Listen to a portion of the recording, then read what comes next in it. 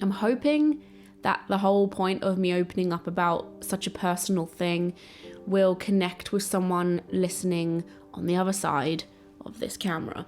And I want this video to kind of be an open discussion, so feel free to let me know your own similar experiences down there in the comment section. You can reach out to me by DM in any social media platform that I'm in. I've got a few going all at once. So this week, this month, in fact this year has been a pretty wild ride, and I only have a select few amount of people in my life that I can properly talk about this with. I can explain these feelings and this topic so much easier when I'm sat with someone who gets it, who understands it. It just sort of flows in and out of us, and it's a really beautiful experience, and it's kind of addicting because I'm like, whoa, I'm talking about stuff that I don't even know how I could word this last week. As I said, this year has been really crazy and a turning point for me, I think. As you guys may remember, about 5 months ago from today, I was sat on the beach airing my feelings, my thoughts about life. It got a bit deep, got a bit, I wouldn't say dark, because I tried to keep it as light and as bright as possible because my channel has always been very positive. But I wasn't feeling positive. Like, I probably, simmered it down to appear a lot less intense than it was, but I wasn't used to being in a dark place. 5 months ago, I was just having a little bit of a, I don't want to say midlife crisis, because that sounds disrespectful to people who are like in a bigger, well, no, I'll take that back, because part of this process is me owning whatever space I'm in, whether that's physically, emotionally, mentally. I'm trying to stop giving myself excuses as to why I don't deserve things, whether that's like money or an emotion or a feeling. I'm trying to be in my most valid space as possible. So I did feel like I was having a little bit of a crisis. I think the past 2 years we've had, there's been an obvious topic of discussion. There's been an obvious focus, and what I quite liked about how the world was focused on this one thing was the fact that we were going back to the basics. A lot of people were opening up to the idea of being mindful, and you guys know how I feel about that. I talk about that often on this channel. I saw the world kind of becoming one, and we were almost in this sort of communal ceremony, I suppose, of having a similar mission, a similar goal, trying to bring people together, trying to help people's mental health, because that was in an all-time crisis. This wasn't discriminating. There for once wasn't this feeling of hierarchy or the wealthy being protected or a virus, dodging celebrities because of their status. Whether they decided to break rules or not, they were still facing an issue in the same way as everybody else. And that just meant we were all kind of, what I believe, doing what we should all be doing, regardless of if there's a killer virus out there. As we came out of the pandemic, I felt the focus in the rest of the world go in on themselves again. People were going back to work. People were getting back into studies. People were jumping back into their path that they were originally, setting out to do before everything hit, and they were back on their merry way. Some faster than others, but the point is, I felt that movement again, and it threw me off a bit because it felt overwhelming that people's backs were suddenly turned. And then it meant I was facing myself, and I was like, oh my God, what does myself even mean? And this goes further back than that, because for a long time I felt very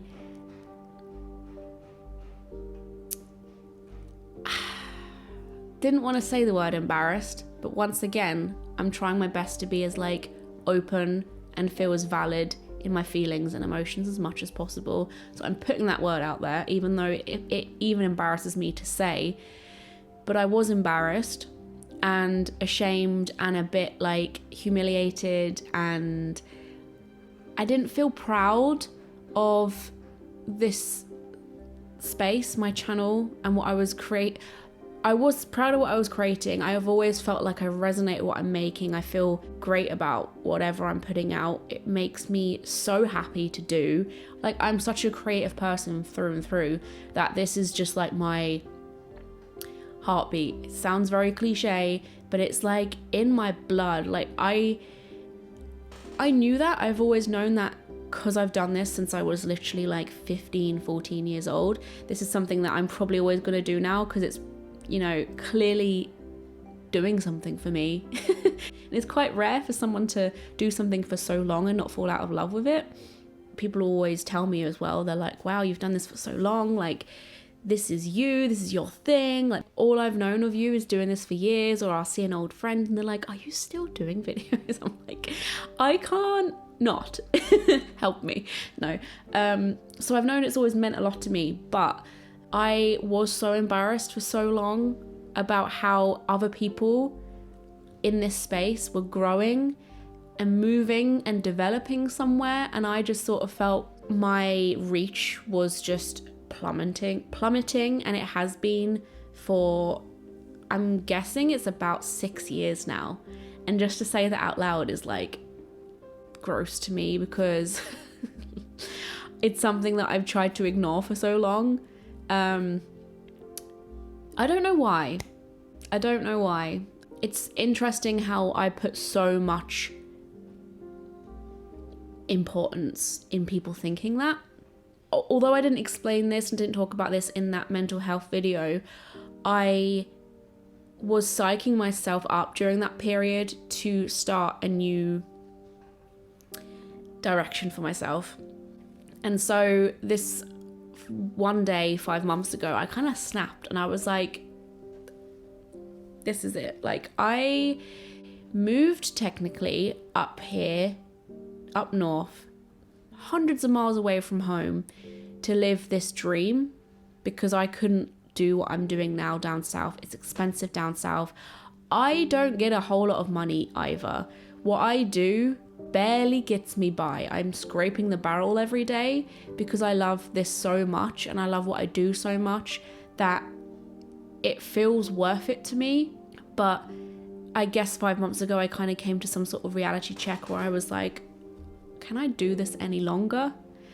And the ironic thing is, in telling myself that I need to start again and figure out what it is that I want, set me apart from what I've always been, who I've always been, and what I always am. And I suddenly felt an identity like drain from my body. And that's when I suddenly felt spooked out by the thought that everyone seems to know what they're doing, working in a 9 to 5, being miserable most of their lives because they're working a 9 to 5. It's not right for them. It doesn't support their mental health. It doesn't support their physical health. They're in front of a desk. They're drained. They're stressed. They live for the weekend. They earn money that they are so scared to lose because they know that that money was earned from selling their soul to the freaking devil. It felt petrifying to suddenly be pushed out of that space of comfort where I was creating. I felt enjoyment every day. I was excited for new projects. Sure, there are struggles that come with that. For example, I haven't felt one single bit of growth for 6 freaking years. Money is tight.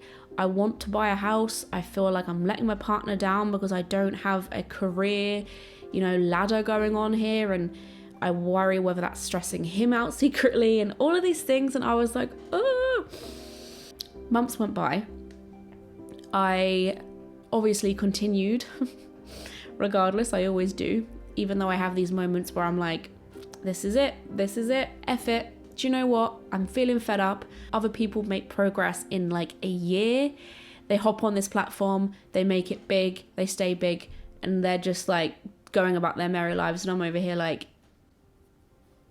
so I've been here for 10 years. How have you managed that?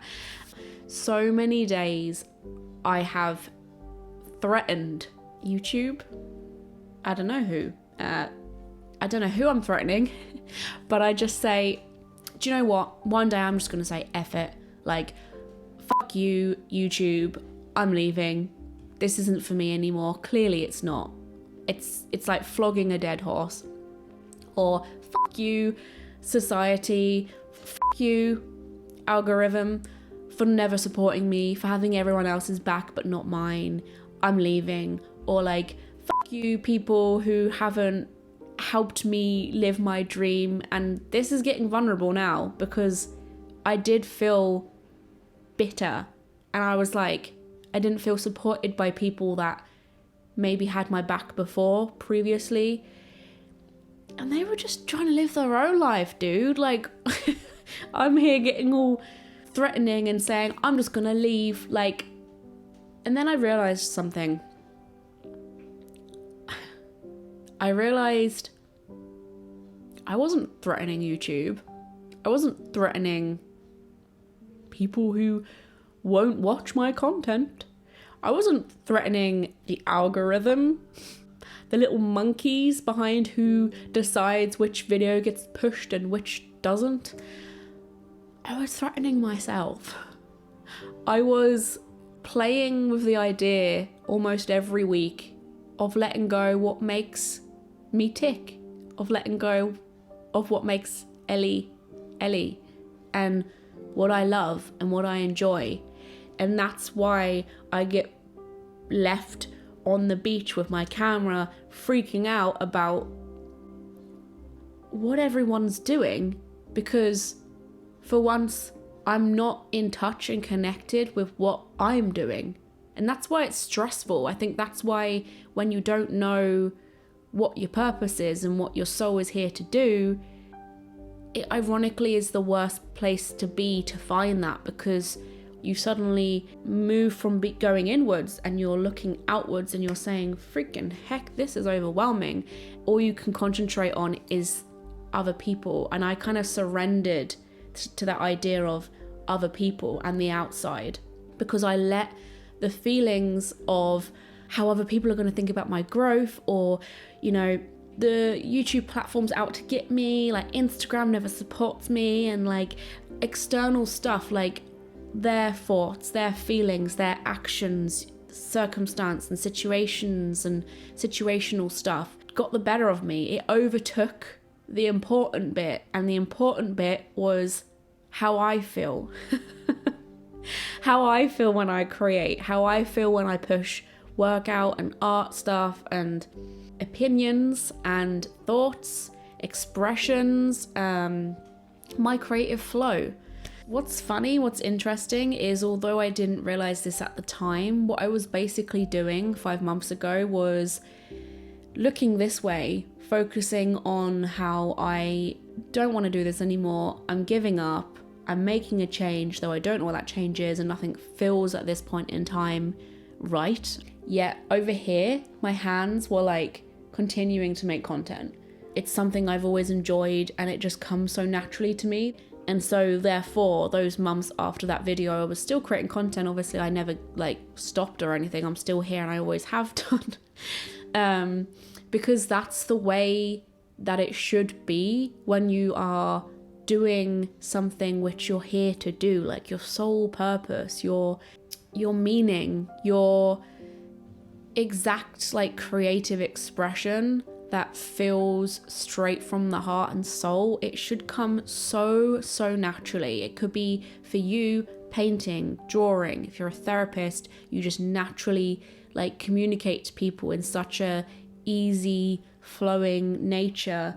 Being a chef, like that should just come to your body. Like you should be able to intuitively feel and know what would be right. And you know, when you see like a really well-known chef on TV or something, and you can just watch their body light up as they're talking about textures and foods and tastes and smells. And if you're a dancer, like that should just flow through your entire day, even if you're not dancing in that day. Like you just want to move. Like I, for a brief period, had stopped choosing mindfulness, because when I create, my subconscious is on this journey of like this is what this is going to look like. It's going to look amazing. I'm going to feel really good when it's done. Can't wait to push this out. And then my conscious is like, yeah, I'm creating this thing and we're on a roll. We're heading places.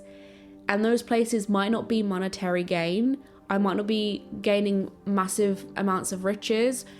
I might not be reaching the amount of people I would like to reach, but I'm always going to have enough money-wise, or I'm always going to reach just enough amount of people for me to be able to continue doing this, because I always have. It's been years of me doing it. My brain choosing to switch off from that mindful living of slowing down and just enjoying what I'm doing that present moment, me switching off and going into another space of what if other people don't think I have a lot of money, or they think I'm crazy for doing this even though I don't have a certain amount of reach, and that means I probably don't have a lot of money, and they probably think I want to reach thousands of people and I'm not. And back here. How many people tell me they wish they had something that they did every day that they really loved, or a job they really enjoy? How many people do I see hate their lives because they're doing something they don't want to do? They're stressed, they're tense, they don't have a flow. They're like this all day long. They're like, I'm doing the job that I'm doing because my mum told me to do it. Her mum told her to do the same thing. I have lots of money, but this money that I have is an exchange that I've made with a life that I don't even enjoy. So therefore, it's not positively sitting in my bank account. It's this number that sits there because I've chosen to live this miserable life that I don't enjoy and don't feel a flow with, and it sits there like a constant reminder. I chip away at it, begrudgingly giving it to every purchase I make, every person who, asks a bill off me, because I know how much misery goes into earning that money. I'm learning so much recently about this flow of life, and it even comes down to money. Most people think flow is like creative, it's energetically like in your physical form and your emotional stuff, but there's even a lot of studies about how money really is just energy, because I realized that a core issue I had was with money, and I think that comes down to the fact that the work I do on here, creative people in general, you'll understand this. We do a lot for free. A lot of the work and overtime we do, I see all of my friends complaining about overtime and how they're doing extra hours for extra, and I'm like, do you know how many extra hours I've done for no extra money? Or a lot of the work that you do, people like brands and companies are like, someone else charged half of the amount you're charging, so I'm gonna go over there and not you. And then you end up with no money at all, or trying to get lower than that person that they're going to go off to because you're just so desperate for money, but that person over there doesn't realize their value and their worth and their creative work. So therefore it leaves you in a position where you think, oh, maybe I don't actually need this money and I don't deserve that money, I'm not worthy of that. Perhaps, editing for 3 hours for somebody, shooting something for 1 hour for someone, pitching them an idea and giving them some reach is actually only worth 30 quid. Are you kidding me? Someone in a company who's getting employed by people will easily earn £500 for that same work. When you put it down to how many hours you're putting into sitting down over a desk and editing, that's a very creative, specific skill that people pay a lot of money for. When I look into what editors earn or videographers earn, it blows my mind. And social media strategists and content creators in general, like if you're mixing all of those things together,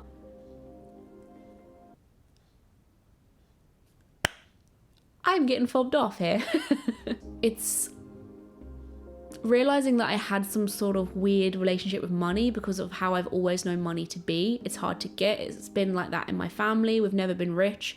And then the career I've chosen has just constantly beaten me down as like, you don't deserve that. Like, why are you charging so much money? And I'm over here like, this is all I do with my day. Like, I'm creating this space that you want to like rent out essentially or have me work for like content pieces for them. How is that not worth my money? The amount of freaking years I put into this and learned what I've learned from doing what I do. And yeah, I can go into that a bit more in another video perhaps, but it's interesting because everyone's got their own relationship with money and how they see it. People do a lot of work on personifying money. If you could personify your money in your bank account, what would it look like? Would it be a rich, wealthy, large man who's very, very giving? He's a family man. Or is it a scrawny little man who like scuttles around and like fears what's to come, because that's your relationship with money. And I think that can really teach you how to use it better and see your worth a little bit better. And worth is also something which has really helped me recently in terms of all of these conversations. In fact, this month I've done a lot of soul searching and reaching into what my purpose is. Like, I was freaking out about how I was refusing 5 months ago to live a life that was miserable, because that's what everyone just tells you should do, and instead saying scrap everyone else.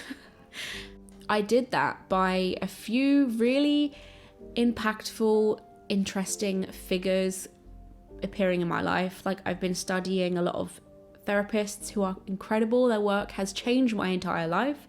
Mel Robbins is one in particular. She's incredible. And this stuff I'm talking about, if you're stuck with like connecting to what your thing is and how you can live a more peaceful life full of gratitude, not only practice mindful living, mindful thinking, be in the present moment, look at textures, colors, things around you, how do they make you feel, sit in your feelings a lot more, and appreciate the little things. I had cinnamon in my cupboard so I could make this little cinnamon coffee concoction. This is what I mean. I don't have to have a lot of riches in life. I've got enough riches to get me things like coffee, milk. I have a kettle that boils water. Fucking hell. Some people don't have that. And the second thing is sitting with those grateful moments you've got around you. Allow you to slow down a lot more, so you're not on autopilot living other people's dreams, doing 9 to 5, and the next minute you're 40 years old and you're like, holy mama, what am I doing here? And instead, sitting in this house makes me feel warm. The sun feels really great on my skin. It makes me feel appreciative. Oh, I have a feeling here of needing to do something.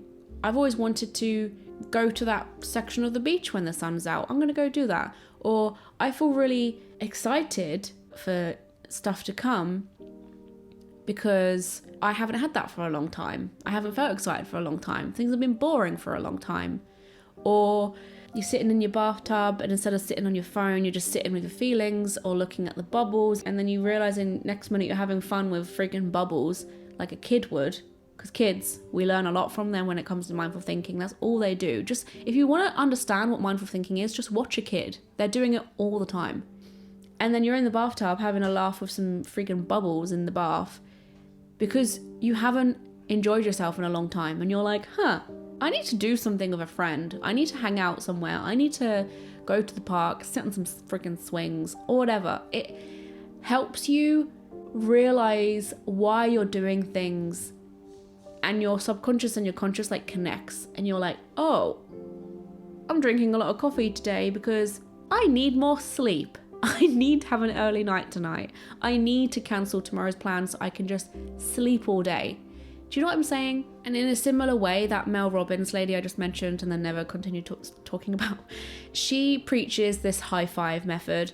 And in short, I won't go into it in too much detail because I'm trying to cover a lot of ground in this one video, but she preaches high-fiving your reflection in the mirror every single day. It sounds crazy. There's a lot of study behind why it's beneficial, and let me tell you, it is. The high-fiving thing, there's study behind that, but I think in general, being in front of a mirror is a massive deal in your reflection, in your soul purpose. Like, how can you find your soul purpose and what you're here and designed to do if you're never looking at the person you're trying to figure out? That's like trying to fix someone's emotional state, like solve their problems, be a therapist, but never actually read their profile, like understand what makes them them, or like sit in front of them and actually take in. It's a bit like how the pandemic meant that a lot of people were doing one-to-ones with their doctors over the phone. Like, they weren't seeing their doctors anymore. And a lot of doctors had an issue with that because there's so much that comes from just sitting with someone, body language, seeing how they move, and like eye contact, and patients didn't feel that connection anymore. It was hard to like open up better, and that's the same with reflection. It's like getting used to sitting in front of yourself and looking at that person in the mirror that you probably haven't looked at for a long time. They say when you reach 7 years old, that's when you start becoming concerned about other people than yourself. That's when you stop being as creative, you stop expressing as much, and like asking for things, because the world taught you, you know, you're not supposed to like your reflection. No one likes their reflection. Everyone hates themselves. Self-image is a massive problem. You can't ask for things. Don't say want. Don't like cry. Keep it in. All of these things. And next minute we haven't actually looked at the one person in the room who's been sitting with us throughout all of our BS. From 7 years old to me as a 26-year-old. I haven't looked at little Ellie in the face in the mirror and just said, are you all right? What do you need? Well done. You're doing good. It's giving me goosebumps just saying that, because it's so life-changing when you learn to do that a little bit more. Sit in front of your reflection and become a bit more comfortable with it. And I think the high five method's really good, because for some people they can't even sit in front of their mirror, in front of their reflection. They think it's disgusting. They think that you look gross. Your teeth are grim. Your skin colour's grey and your hair is wild. But that doesn't matter. Just be like, yeah, my hair is wild, but here you go. And this high five is body language that we've always learned to be, well done, congratulations, you can do it. So like subconsciously, your brain knows you're receiving a high five, you're giving a high five, but it's to yourself. So you're making slow connections with how you've got this, you can do it. You're cheering yourself on for once, rather than high-fiving other people and saying, you've got this, well done. Well, then this person here is like, is she going to say that to me anytime soon, or am I just a failure? So what we're doing is we're making little connections with how we are important too. We've got feelings and needs too. They are valid. What is it that I want, I need to do, my sole purpose? Where does little Ellie come in? In the morning, it's really important to just take 2 minutes to ask yourself, in the same way you would ask your partner or your child or your mum what it is that they need. Ask yourself, what do I need? I feel a bit grouchy today, actually. So I'm going to make myself a nice breakfast. It's going to cheer me up. It's going to put energy into my step, and I'm going to go about the day a bit more brighter. I won't spit all this like inner gross turmoil shit out on other people, because I'm not fixing myself first. I speak about this a little bit in my Tea Toast Tarot Talk video, if you want to look at it somewhere over here. But understanding those small things about what we need brings us to the bigger picture, because then we can confidently step into a space that we might not have been able to before, where we're like, okay, so that's what I need today, but what do I need to do as a whole? What am I here to do? What's my dream goal here? What's my purpose? And really like be brave and bold. Don't just be like, yeah, I just want to help a couple of friends. Be like, when I was 7 years old, I wanted to be a world famous singer, but I got distracted by college, uni, my parents telling me that wasn't, gonna happen, or it wouldn't financially support me until I got there. Those things came in and just shat and crushed the stuff that we were actually here to do. I think kids are massively connected to these things that as an adult we try and get back into tune with, because we lose sight of that, because so much other unnecessary stuff just gets clumped to the foresight, and we're like, okay, we'll deal with this first. And then that stuff finally dissipates when we're retired. We've got no energy left. We've got money, but what the frick can we do with it at that point? And we earned it doing something that we didn't actually enjoy that much. And then all it is integrating really small steps. I'm not asking for massive changes in a day. That's not practical, that's not real, and also that's not slow. It's feeling that natural flow towards the things that are very close to your heart. Telling yourself, for instance, I wanted to be a world famous singer when I was little. Feels overwhelming, but what can I do about my day today in this present moment to bring my flow closer to that? Even if it's just applying for a local singing class. And you don't even have to apply. It's just researching to see if there are any local ones nearby. That can just be something that you decide to do with your day-to-day in just an afternoon, like a little hour, spare hour you've got in the evening or whatever. Looking that up. And then the next day comes and you do the same thing in the morning, where you ask yourself, what is it I need to do to honour who I am, to look out for Ellie, for whatever your name is. And that can then be, I'm going to reach out to that organiser of the society I discovered yesterday and just see what happens. Or I'll reach out to someone in the community and see how they've found their singing classes. Do you know what I'm saying? And then the next day comes and you just build yourself up closer to finally what you're here to do and achieve. And I think that's a very short version of where I feel like I'm at today. I feel so much more at peace about the process because I know that the process is only what I have now, here and now, as they say, be in the present moment. You hear that phrase a lot, but what does it actually mean? Are you enjoying where you're at now? See yourself as like a separate entity, I guess, looking at what you're doing and asking yourself, like, why are you doing that? Like, this goes against what we believe or what you want us to achieve together. Like, just kind of treat yourself as you would another human being that you really care about. Some people do it by having a picture of themselves as a child by their bedside to remind them about that. And also being present reminds us that where we're at is enough. We don't always have to be looking forward. We don't have to necessarily see whether we've got huge amounts going in our bank account or whether we've got huge amounts of friends on our phone text messaging us. It's just knowing what we currently have. Do we have the heating on? Can we watch something on the television if we want to? Yes, that is abundance. That is riches. Those things required you to have money to have them in the first place, but we are always expecting more, which eventually will mean that we want more things. More money usually means more problems, and more things usually means more attachments and smothering like the whole point, which is the basics of being mindful and enjoying where we're at, who we have currently on a more like soulful level. Like, oh, I'm enjoying this company that I have with me right now. I'm in the moment. I'm not on my phone wondering whether I've got more people wanting to see me and what my plans are next week. I'm enjoying the riches that I've got now, the people that I have now, the feelings that I have now, and that's on being present.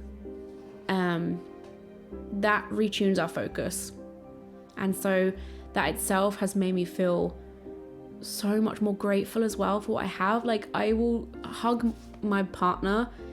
The other day I was just hugging him on the sofa and I just cried because I just felt so much love, and I'm like, oh shit, that's the point, that's the purpose. This hug, this love, what I have right now is freaking rich as fuck. The fact I'm doing something every day I love is rich. The fact that I have a partner here that loves me to every inch of my core is freaking rich. A family, and I'm going to get emotional now. And it's the closest thing I think I've ever felt to some sort of spiritual awakening. I feel so connected to divine, who I am, what the point of the world is. Like, I almost feel like this month I've discovered the meaning of life.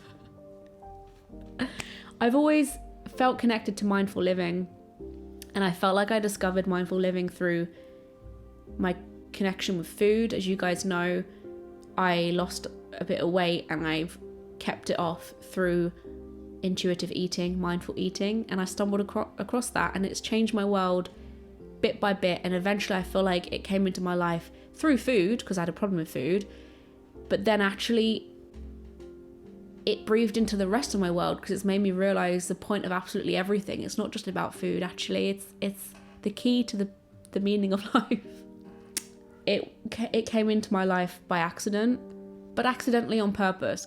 All we need is our bodies. We just need to listen to them, right? They're there. They're sitting there. They're like, hello, remember me? So yeah, I hope this video was enjoyable. I will see you guys for a new video sometime soon. If you want to book a reading with me, don't forget to join me on my Instagram or Facebook page. You can DM me on those or just shoot me an email and we can book one together. I'm on social media in general if you want to see behind the scenes kind of stuff, and subscribe to the channel to be notified every time I make a brand new video. Sending loads of love from my house to yours. Bye.